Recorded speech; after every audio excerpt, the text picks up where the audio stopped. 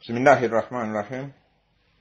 إن الحمد لله نحمده ونستعينه ونستغفره ونعوذ بالله من شرور أنفسنا من سيئات أعمالنا. من يهده الله فلا مضل له ومن يضلل فلا هادي له. أشهد أن لا إله إلا الله وحده لا شريك له وأشهد أن محمدا عبده ورسوله. يا أيها الذين آمنوا اتقوا الله حق تقاته ولا تموتن إلا وأنتم مسلمون.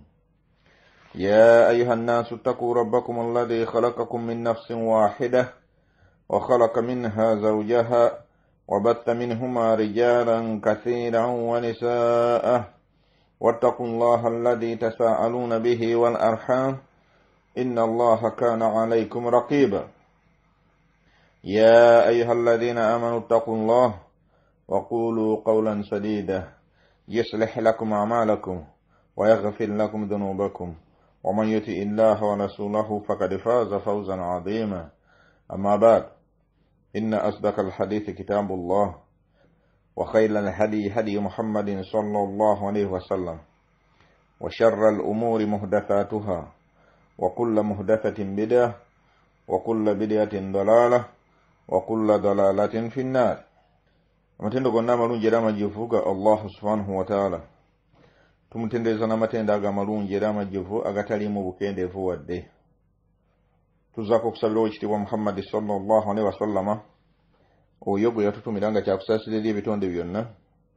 Tumwanjagira mu bundugguleko okusaasira n'emirembe ebiva gy'ali nga bibonera ddala abantu b'ennyumba be bonna ne basahaba be n'abo abamugoberera okutuusiza ddala ku lunaku lw'ensonga. Baddu ba Allah bulungi abakkiriza, nga bulijjo nkuutira omwoyo gwange nammwe baganda bange ne bannyinaze ab'ebitiibwa abatuwuliriza okuba nti twanguyira, okuba nti tululunkana nnyo, okuba nti twawula Allah subhanahu wa ta'ala mu kumusinza obutamugattako kintu kirala kyonna n'okumugondera okuleka ebyo bye yatugaana n'okululunkana ennyo okuba nga tukola ebyo byagala tukole. Baddu ba Allah bulungi abakkiriza, togenda kufuna ssanyu, sigenda kufuna ssanyu, teri yagenda kufuna ssanyu ku lunaku lw'ensonga okuggyako ng'abadde ku nsi kuno ng'ayawula Allah subhanahu wa ta'ala mu bukakafu bw'okumwawula awatali kumugattako kintu kyonna. Teyeeraguza, tagenda mu masabo, takoowoola mizimu, tagenda kulambula ntaana z'abajjajja nti empewo zimufuuweko, tateeka buti mu waleti, tasiba butanga mu miryango, tiyeesigamira kintu kyonna okuggyako Allah subhanahu wa ta'ala mu bwomu bwe. Oyo yenna agezaako okukola ekimu ku ebyo oba ekyo kyonna ekyefaanaanyirizaako ku ebyo, mazima tagenda kufuna ssanyu wadde okwesiima ku lunaku lw'ensonga.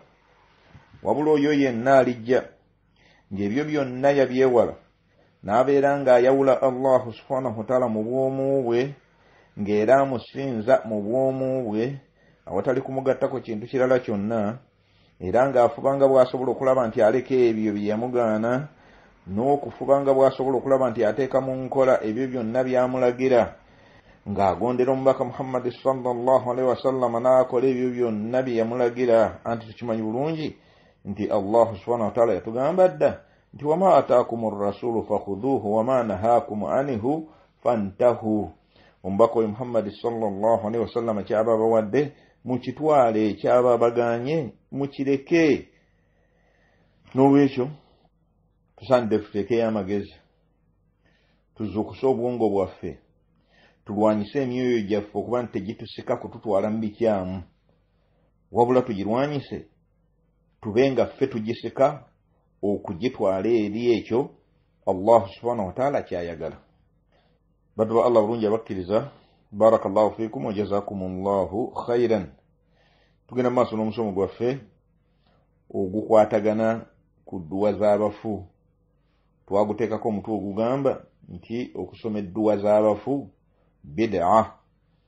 Okusoma edduwa z'abafu kuzuula mu ddiini. Tukinnyonnyodde enfunda eziwera nti leka kubuzaabuzibwa n'abo abeekwasa nti obalabye bagamba nti teri kusabira bafu. Nedda si kye tutegeeza.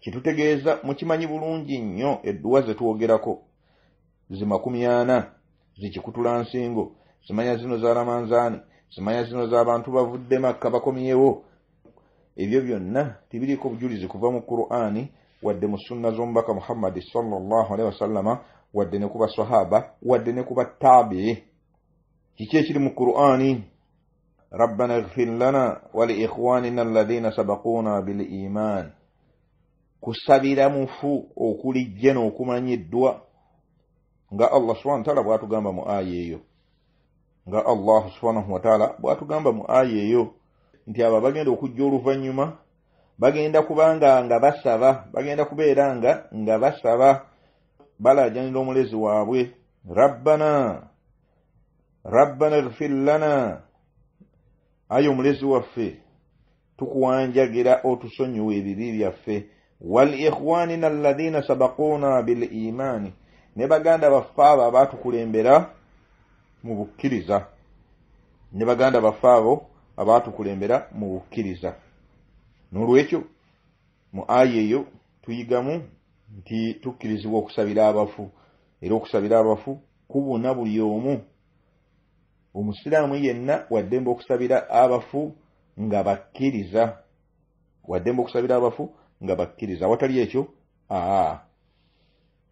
ku mulundi ogwayita twalaba ebigambo bya Imaamu Nawawi engeri gye yannyonnyolamu ensonga ng'alaga emirimu gy'oyinza okukolera omufu twalaba emirimu gy'oyinza okukolera omufu kusinziira ku kunnyonnyola kwe n'ebigambo by'abamanyi bye yaleeta ne tugizuula nti okkirizibwa okusabira omufu ekyo kibuna abasiraamu bonna okkirizibwa okusasulira omufu ebbanja ekyo kibuna abasiraamu bonna wa amma ebisigadde kukola hijja kusaddaaka kusiiba ebyo byo byeyawulidde ab'eŋŋanda ze ab'okumpi ab'eŋŋanda z'omufu ab'okumpi bw'oba toli wa luganda toli mwana nti osabira kitaawo toli taata nti osiibira mwana wo toli mwana nti osaddaakira maama wo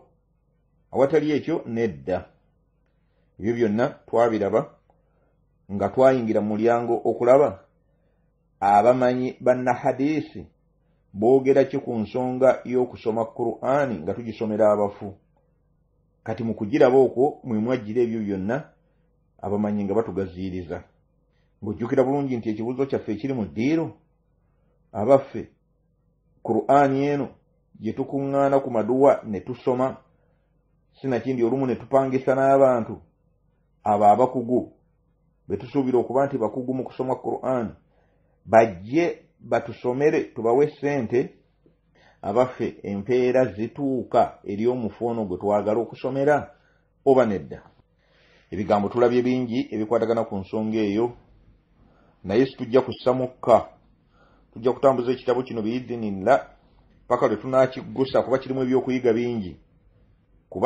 ebyokuyiga bingi n'olwekyo tetujja kukireka tujja kugenda mu maaso nakyo biidhinillah kati olwaliro biidhinillah twagala tutunuulireko ku bigambo bya Imaamu As-San'aani rahimahullah ono Imaamu As-San'aani yazaalibwa mu mwaka 1909 hijiriya n'afa mu mwaka 1182 si waawala nnyo yenna nnyini kuwandiika kitabo ekiyitibwa Subul Salam nga ekitabo ekyo Subul Salam kinnyonnyola ahadiisi eziri mu kitabo ekiyitibwa Bulughul Maram ekya Al-Hafiz Ibn Hajar Asqalani rahimahullah kati mu kitabo kyekyo Subul Salam bwe yali akola sharhe ku hadisi ya Ibn Abbas radiyallahu anhuma egamba nti marra Rasulullahi sallallahu alayhi wasallama biquburi al-Madina nabbi sallallahu alayhi wasallama yayita ku kabuli z'omu Madina fa aqbala alayhim biwajhihi faqala nabbi sallallahu alayhi wasallama kyava akyuka n'aboolekera amakulu ekyenkye n'abanga akitunuzza essayidi eri abafu bano abaali mu ntaana ezo, n'agamba nti assalaamu alaikum ya ahla alqubur, assalaamu alaikum ya ahla alqubur, emirembe gibeere gye muli mmwe bannannyini kabuli zino, yaghfiru llahu lana walakum, tusaba Allah subhanahu wa ta'ala abeere nga atusonyiwa ebibi byaffe nammwe, wa antum salafna wa nahanu bil athar, mwe mwatukulembera amakulu mwatusookayo mu lugendo olwo lwe mwakwata, naye naffe tuli mu kubalinnya kagere, tubagoberera essaawa yonna, tubagoberera essaawa yonna. Hadisi eyo akhrajahu Tirmidhi, Imaamu Tirmidhi yagiwandiika mu kitabo kye n'agiwa ennamba 1053. Hadisi eyo Sheikh Albani yaginafuya, yagamba hadisi nafu, yaginafuya mu Dhaiful Jami'u ennamba 1372.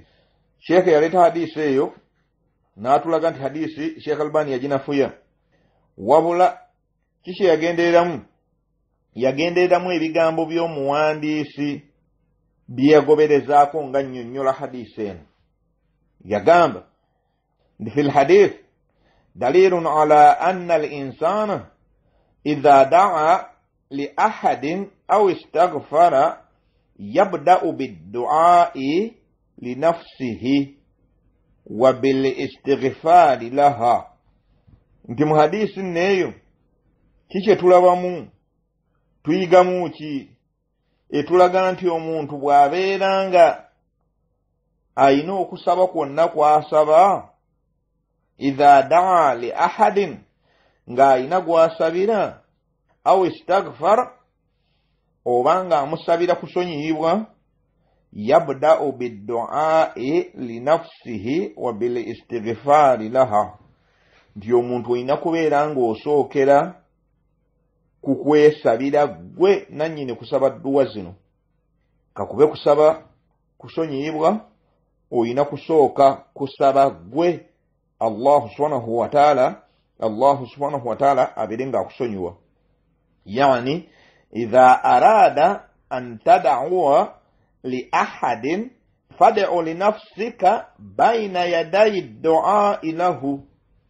Kyategeeza ki? Nti woba ng'olina edduwa yonna gy'oyagala okusaba ng'olina gw'osabira, sookera ku kwesabira gwe wennyini. Mu dduwa eno gy'osaba sooka kwesabira gwe wennyini. Allahumma ighfir lana wa lahum, ayi Allah tukusaba otusonyiwe n'abali obasonyiwe bw'oyagala okusabira.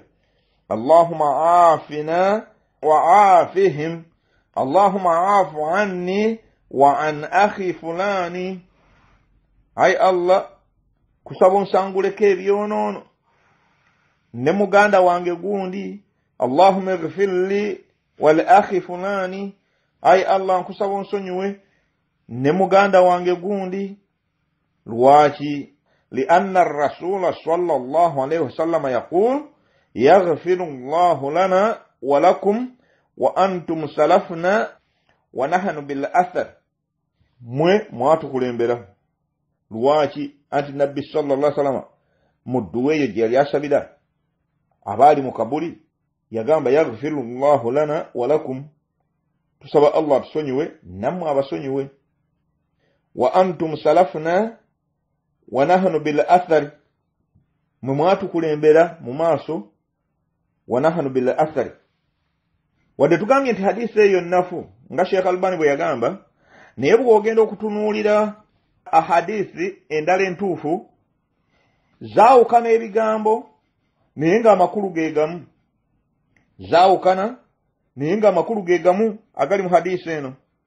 Ekyokulabirako hadisi eri mu kitabo kya Nasaa'i ne Imaamu Ahmad nga yagiwandiika, Nabbi sallallahu alayhi wa sallam yagamba nti assalaamu alaykum ahla ad-diyaar, assalaamu alaykum ahla ad-diyaar min al-mu'miniina wal-muslimiina.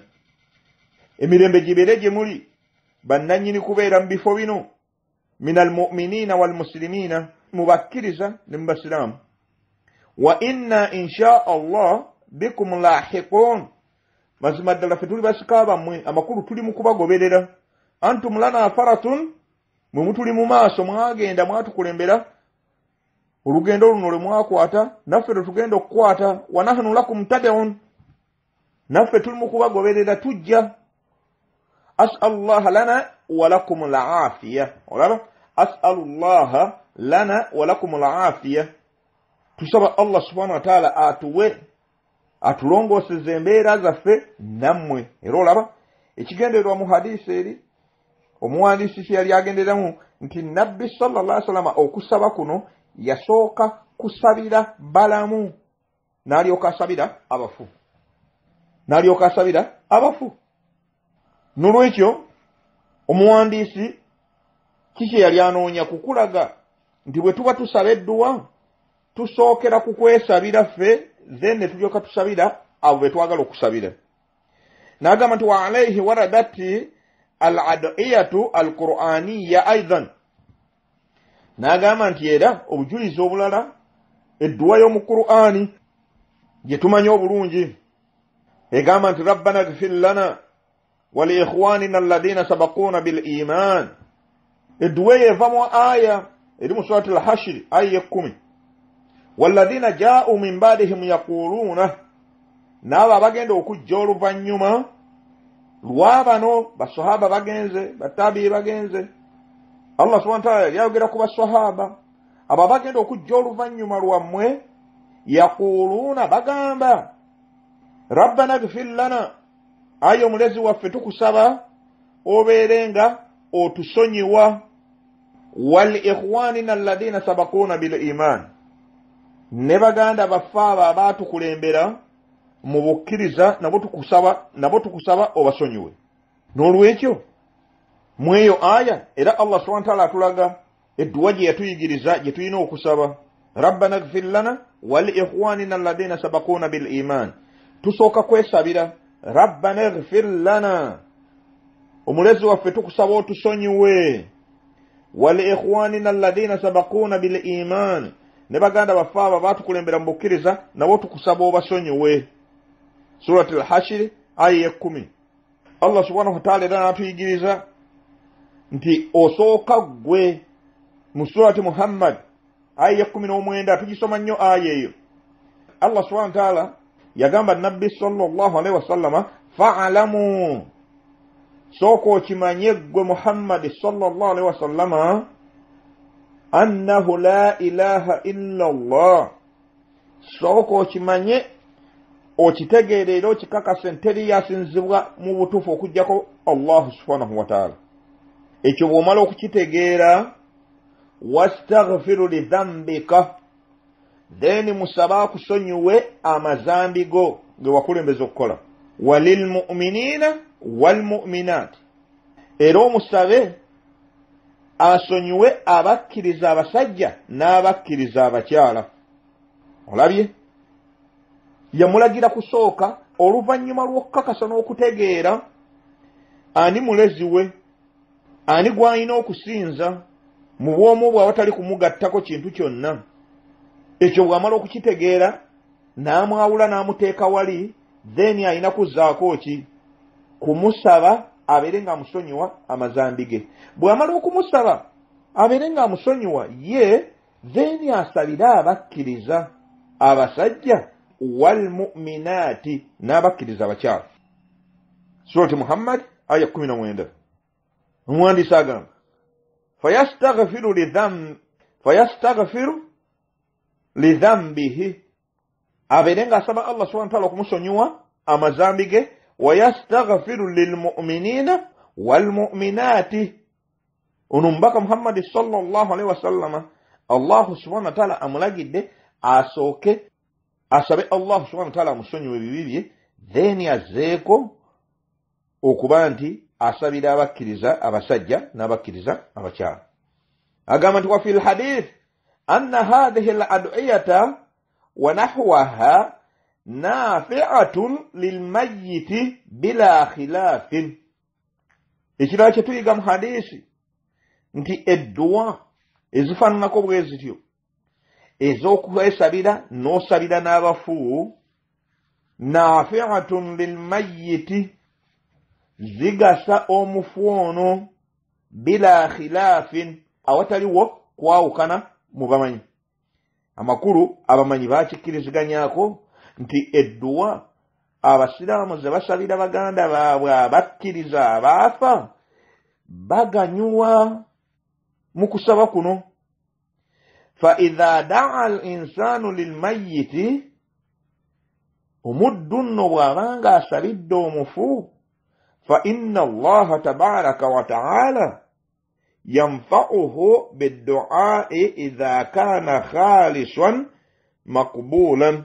agamba Sheikh nti omuddu bw'abanga asabidde muganda we omuyisiraamu eyafa oba abasiraamu abaafa, mazima ddala Allah subhanahu wa ta'ala eyatukula atalina kimwenkana, nannyini buyinza era nannyini busobozi, yanfa'uhu biddu'aa'i, Allah subhanahu wa ta'ala agasa bano abafu nga noono kagisaba naye agendeddemu anti asoose kwesabira.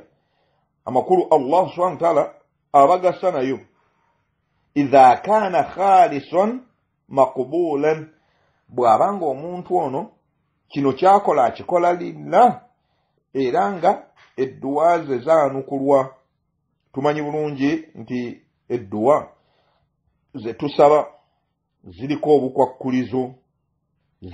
obukwakkulizo bwe tuteekwa obuteekwa okubanga tutuukiriza. Jjukira bulungi hadisi ya Abu Hurayra radiyallahu anhu. Hadisi eyo nkulu nnyo etulaga omuddu ayagala edduwa ze okubeera nga zaanukulwa, okuba nti yeewala ebintu bya haramu, yeewala okulya mu haramu.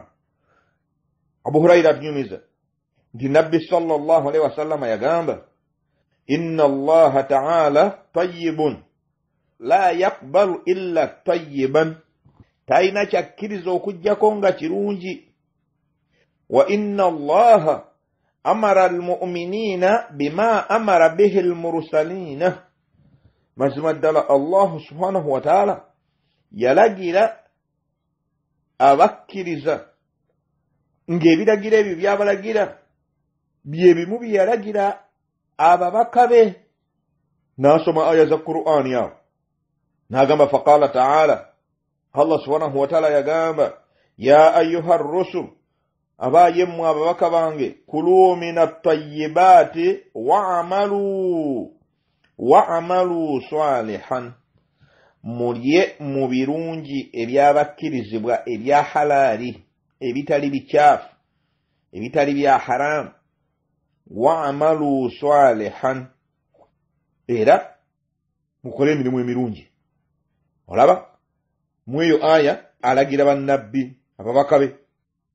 Wakala ta'ala, Allah subhanahu wa ta'ala n'agamba mu aya endala mwalagirira abakkiriza nti ya ayyuhal ladina amanu. Olaba wali agambye ya ayyuhar rusul, abaye mu ababaka, wanagambye nti ya ayyuhal ladina amanu, abaye mu abakkiriza, kulu min tayyibati ma razaqnakum, mulye mu ebyo ebirungi Allah subhanahu wa ta'ala byabagabiridde. Jjukira eri yagambye nti wa inna Allaha amara almu'minina bima amara bihi almursalina. Kati agamba bw'ati Nabbi sallallahu alaihi wasallam, wano we wali kitwagala. Thumma dhakara ar-rajul, oluvannyuma lw'ebyo byonna Nabbi sallallahu alaihi wasallam n'ayogera ku musajja yutwiru safara, omusajja ono ali mu lugendo luwanvu, ash'atha agbara, omusajja ono yennaagubye, enviiri zisenyuuse, yennaagubye olw'olugendo luno oluwanvu. Yamuddu yadayhi ila ssamaa, awanika emikono gye eri eggulu, agyolekeza eri Allah subhanahu wa ta'ala. Ya rabbi ya rabbi, ayi omulezi wange, ayi omulezi wange. Amulaajanira abeere nga amutaasa, ali mu buzibu, ali mu bwetaavu. Naye wulira Nabbi sallallahu alaihi wasallam, wa mat'amuhu haramun, ebyokulya bye bye yalidde bya haramu, wa mashrabuhu haramu, ebyokunywa bye byanywedde bya haramu, wa malbasuhu haramun, n'ebyambalo byayambadde bya haramu. Butya bwe bitabeere bya haramu ng'owangalira ku riba. Bizinesi ejjudde emaali gye weewola mu banka eza riba, kitegeeza buli kyoteeka mu lubuto lwo kya haramu, kuba esente zijja mu bizinesi eyo. Buli lugoye lw'oyambala lwa haramu. Wa ghudhiya bil harami, omuntu ono yenna abbinkidde mu haramu, buli kimu ekimuliko haramu. Kale nabbi sallallahu alaihi wasallam abuuza nti fa anna yustajabu lahu, oba fa anna liyustajabu lidhalik, omuddu ono Allah subhanahu wa ta'ala anaamusonyiwa atya? Omuddu ono Allah subhanahu wa ta'ala anaamwanukula atya? Nolwekyo omuddu wa Allah omulungi omukkiriza, njagadde kukyamako katono ku hadiisi eyo, kuba hadiisi nkulu nnyo. Bantu bangi bawangalira mu haramu. Sheekh agambye nti nno idha kana khalisan makbulan, omuddu ono bw'abanga ddala enniya ye ennungi mu kusaba edduwa eno gy'asabira abafu, ate nga alimu abo abasaba edduwa ne zaanukulwa. Kati weekyekinge muddu wa Allah bw'akuŋŋaanye mu kidaala awo, ogassa ebintu bimeka? Ogassa okuba nti nno wenna obbinkidde mu haramu, ate ogassa okuba nti nno oli mu lukuŋŋaana olukyamu oluzuule mu ddiini. Kati Allah subhanahu wa ta'ala anaakwanukula ati? Ekyo wali okirowoozezaako? Tukungujja bukungujja nga tugenda tulina okusabira abafu. Lwaki mutulemesa okusabira abafu waffe? Jjukira bulungi hadiisi entuufu etaliko nfuufu eva ku Anas ibn Malik radiyallahu anhu. Nabbi sallallahu alaihi wasallam yagamba di inna allaha mazima ddala Allah subhanahu wa ta'ala hajaba taubata an kulli sahibi bid'atin hatta yada'a bid'atahu. Allah subhanahu wa ta'ala takkiriza, yateekawo ejjiji ku kwenenya kw'omuzuuzi yenna azuula mu ddiini. Yateekawo ejjiji ku kwenenya kw'omuzuuzi yenna azuula mu ddiini hatta yada'a bid'atahu, okutuusa lwaleka bid'a, mpaka lwaleka bid'a ono. Hadiisi mu kitabo kya Tabarani, abamanyi baagikubamu sitampu. Kati bw'abanga Allah subhanahu wa ta'ala takkiriza tauba ya muntu ono, kati ate anakkiriza atya okusaba kwe? Sooka weebuuza. Bw'aba takkiriza, yateekawo ejjiji, okwenenya kwe tekugenda eri Allah subhanahu wa ta'ala kumusonyiwa, kati ate anaayanukula atya edduwa z'osabira abalala? Ekyo wali okyebuuzizaako? Sheekh agenda maaso n'agamba ng'amaliriza ebigambo bya Imamu Sana'ani rahimahullah, aga nti wa amma ghayru dhalika, ng'oggyeko nno okuba nti abadde ayogera ku kusaba. Wa amma ghayru dhalika min qira'ati al-Qur'ani lahu, ng'oggyeko okuba nti nno osabira omufu ono, wabula mu birala ebikolebwa kati ng'okumusomera Qur'an, abafu okubasomera Qur'an. Fashafi'iyu yaqulu, Imamu Shafi'i yagamba, ono tumumanyi bulungi, Imamu Shafi'i rahimahullah y'omu ku baimamu abana abamanyiddwa obulungi. Imamu Shafi'i yagamba nti la yaslu dhalika ilayhi, eyo Qur'an ye yesomwa, empeera ezo tezigenda, tezituuka eri mufu, n'olwekyo obeera omala biseera, n'olwekyo edduwa zino tuzirabye, edduwa tezigenda. Lwaki tezigenda? Tukuŋŋaanye tusabira mufu waffe, naye omukolo guno gwe tukuŋŋaanyeeko teguliiko ndagiriro kuva ku nabbi sallallahu alaihi wasallam wadde basahaba. Tetulinayo kakwate konna mu Qur'ani katukkiriza. Allah subhanahu wa ta'ala yatugamba lakad kana lakum fi rasulillahi uswatun hasana, mulina ekyokulabirako ekirungi ku mubaka ono Muhammad sallallahu alaihi wasallam. Kati Allah subhanahu wa ta'ala atugamba mu aya eri gye twalabye rabbana ighfir lana wa liikhwanina alladhina sabaquna bil iman abaffe ffe tutegeera aya eyo okusinga nabbi sallallahu alaihi wasallama obubaka gwe bakkirako oba ffe tusinga basahaba okutegeera aya eyo nga baalingawo ng'obubaka bukka era be babuwandiikanga lwaki tebaakuŋŋaana nabbi sallallahu alaihi wasallama yandibadde asooka okukuŋŋaanya basahaba n'agamba nti bannange mujje tukuŋŋaane Hamza afudde mujje tukuŋŋaane tumusabire edduwa Jafari afudde mujje tukuŋŋaane tumusabire edduwa oyo Hamza yali kitaawe Jafari yali muganda wa Ali ibn Abi Talib radiyallahu anhum Abubakari yandizeeko yandikuŋŋaanyiza abasahaba n'abagamba mujje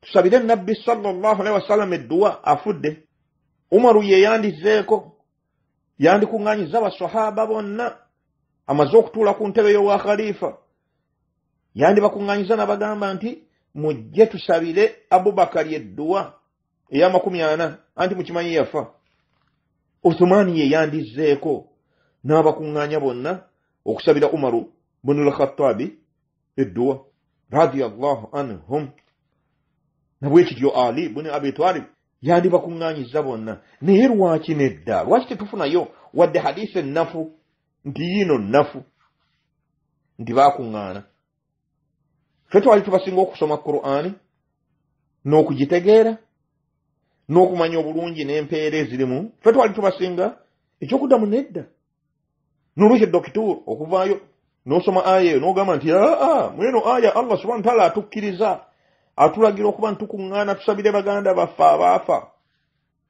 n'ayongerezaako togezanga n'otukibwako okufa nga toleseewo agenda kusomera tarakayini anti Allah subhanahu wa ta'ala yatugamba nti yuthabbitu Allahu alladhina amanu bilqawli thabit fil hayati dunya wa fil akhirah surati Ibrahim sebo gwe doktor gwotegeera Qur'ani eyo gyotugamba gwe wasinga okutegeera obujulizi obugirimu okusinga nabbi sallallahu alaihi wasallam ne basahaba n'abo bonna abazze babaddira mu bigere okutuuka ku mulembe guno gwobasinga ekyokuddamu nedda wabula tugoberera kwagala kwa myoyo gyaffe naye jjukira Allah subhanahu wa ta'ala yatugamba atya wala tattabi'u ahwa alladhina la ya'lamun tugezangako n'ogoberera emyoyo gyabo abatalina kye bamanyi abagoberera okwagala kw'emyoyo gyabwe abalongoofu abaatukulembera batukubiriza okuba nti twewala okutuula n'abantu abagoberera okwagala kw'emyoyo gyabwe Ibn Abbas yatugamba Ibn Abbas tumumanyi radiyallahu anhu la tujalisu ahli al-ahwa tugezangako n'otuula n'abantu abagoberera okwagala kw'emyoyo gyabwe fa inna majalisatahum mamrulati bil qalbi kuba mazima ddala okutuula nabo kirwaza emitima n'olwekyo tobasemberera Abul Jawza'i n'atugamba li an ajalisa al-khanazir ahabbu ilayya min an ajalisa ahadan min ahli al-hawa zokutuula n'embizzi kirungi nnyo gyendi kyagalwa nnyo gyendi okusinga okutuula n'omu kwabo abagoberera okwagala kw'emyoyo gyabwe n'olwekyo badde Allah bulungi abakkiriza ebyokulabirako bingi ku balongoofu abaatukulembera nga batwewaza okutuula n'abantu abagoberera okwagala kw'emyoyo gyabwe n'olwekyo leka kubuzaabuzibwa ng'olabye bamaseeka bangi abajjubba basibye n'ebitambaala bambadde enkofiira ez'ejjuuni bonna banekaanekanye bonna batudde awo banyookeza obubaani obalaba nga baabitiibwa naye si baabitiibwa wabula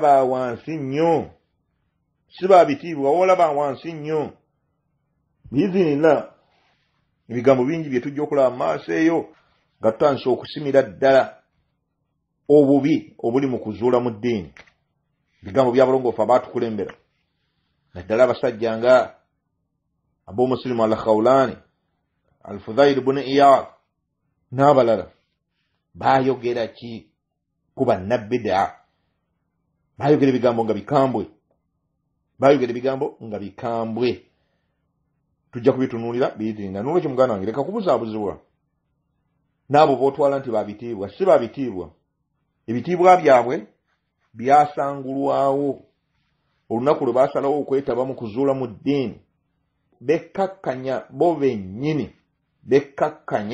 bo bennyini ebyenyi byabwe ne biddugala tebikyalimu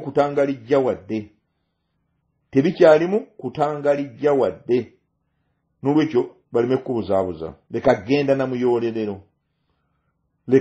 na muyolerero wuliriza ebigambo ebikusomesebwa nga bijjibwa mu sources entuufu ebigambo ebituufu ebiva ku nabbi sallallahu alaihi wasallama mu nkola ye ne mu nkola y'abo abaamugoberera abaaliwo nga bamusomako ne bajja nga batulukira guno mulembe guvaawo guno guddawo